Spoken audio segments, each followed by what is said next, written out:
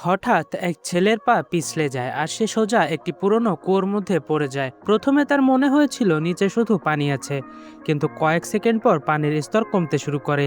এরপর পানির উপর ভেসে ওঠে 100 বছর আগের একটি লাশ।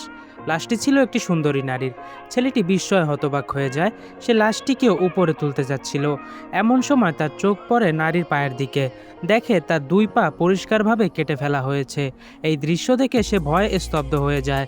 এদিকে কুয়োর ওপরে দাঁড়িয়ে থাকা তার বান্ধবী চিৎকার করে বলে, অপেক্ষা করো, আমি দড়ি ফেলছি। কিন্তু ছেলেটি দড়ি ধরতেই হঠাৎ মেয়েটির হাত ফসকে যায়, ফলে ছেলেটি আবার কুয়োর তলায় পড়ে যায়।